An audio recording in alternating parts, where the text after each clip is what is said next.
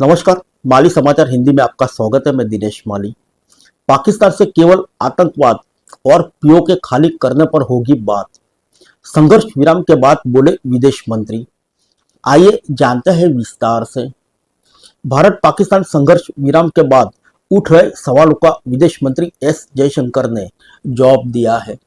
उन्होंने कहा कि पाकिस्तान के साथ हमारे संबंध और व्यवहार पूरी तरह से द्विपक्षीय होंगे, इसमें बिल्कुल भी बदलाव नहीं होगा। प्रधानमंत्री ने भी स्पष्ट किया है कि पाकिस्तान के साथ अब बातचीत केवल आतंकवाद और पीओके खाली करने पर ही होगी। दूतावास के उद्घाटन के अवसर पर विदेश मंत्री एस जयशंकर ने कहा कि पाकिस्तान के पास आतंकियों की एक सूची है जिसे उसे हमें सौंपना होगा। साथ ही उस आतंकियों के बुनियादी ढांचे को बंद करना होगा। वे जानते हैं कि क्या करना है। हम उनके साथ आतंकवाद के बारे में चर्चा करने के लिए तैयार हैं। ये वे वार्ताएं हैं जो संभव है। उन्होंने कहा कि सिंधु जल संधि स्थगित है और तब तक स्थगित रहेगी जब तक पाकिस्तान द्वारा सीमा पार आतंकवाद को रोका नहीं जाता। कश्मीर पर चर्चा के लिए केवल एक ही बात बची है, वह है पाकिस्तान के कब्जे वाले कश्मीर में अवैध रूप से कब्जे गए भारतीय क्षेत्रों को खाली करना। हम इस चर्चा के लिए तैयार हैं। संघर्ष विराम को लेकर विदेश मंत्री ने कहा कि यह साफ है कि गोलीबारी बंद करने की मांग कौन कर रहा था।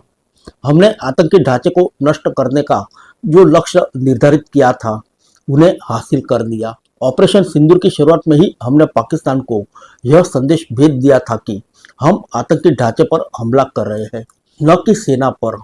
और सेना के पास यह विकल्प है कि वह अलग खड़ी रहे और हस्तक्षेप न करे। एक बार 10 मई की सुबह उन्हें बुरी तरह से नुकसान पहुंचा। सैटेलाइट तस्वीर से पता चलता है कि हमने कितना नुकसान पहुंचाया और उन्होंने कितना कम नुकसान किया।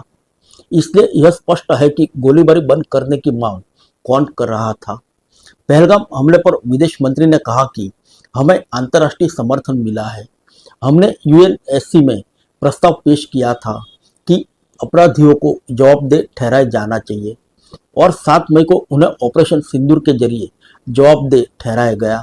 भारत अमेरिका व्यापार वार्ता को लेकर विदेश मंत्री ने कहा कि भारत और अमेरिका के बीच व्यापार वार्ता चल रही है।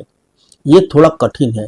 जब तक सब कुछ तय नहीं हो जाता तब तक कुछ भी नहीं कहा जा सकता। कोई भी व्यापार सौदा परस्पर लाभकारी होना चाहिए।